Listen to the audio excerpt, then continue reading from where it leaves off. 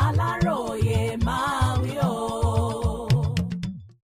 Lẹ́yìn ọjọ́ karùn-ún tí Kọ́láwọlé jáde lọ́gbà ẹ̀wọ̀n ló tún lọ jalè lẹ́kọ̀ọ́.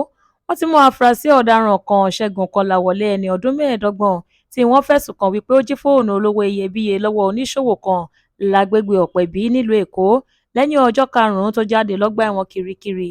Aláròyé gbọ́ wípé ọjọ́ Ìṣẹ́gun Tuesday ọjọ́ 28 oṣù yìí lọ́wọ́ àwọn ọlọ́pàá Rapid Response Squad RRS ẹ̀ka tìpínlẹ̀ Èkó tí afurasí ọ̀daràn náà lágbègbè Òṣòdì pẹ̀lú owó àti fóònù lọ́wọ́ rẹ̀. Ìrìn ẹsẹ̀ rẹ̀ tí kò mọ́ ló jẹ́ kí àwọn agbófinró dá a dúró láti béèrè ọ̀rọ̀ lọ́wọ́ rẹ̀, ṣùgbọ́n kò rí àlàyé gidi kankan ṣe sí ẹgbẹ̀rún 180 náírà àti fóònù ìgbàlódé kan tí wọ́n bá lọ́wọ́ rẹ̀ ni wọ́n bá gbà mú. Ọ̀dọ̀ àwọn ọlọ́pàá náà ló wà tó ti jẹ́wọ́ wípé lóòótọ́ lòun ṣẹ̀ṣẹ̀ kúrò lọ́gbà ẹ̀wọ̀n Kirikiri nílùú Èkó ni, àti pé ọwọ́ oníṣòwò kan lòun ti jí fóònù àti owó ọ̀hún lágbègbè Ọ̀pẹ̀bí nílùú Èkó lásìkò títọ́ ọ̀hún sùn lọ́wọ́.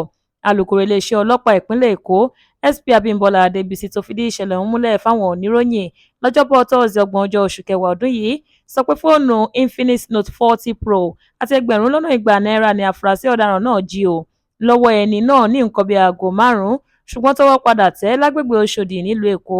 Alukoro ní nínú ìwádìí táwọn ṣe nípa ìṣẹ̀lẹ̀ ọ̀hún láwọn ti rí oníṣòwò tí Kọ́láwọlé jà lólè táwọn sì ti dá àwọn dúkìá rẹ̀ padà fún un.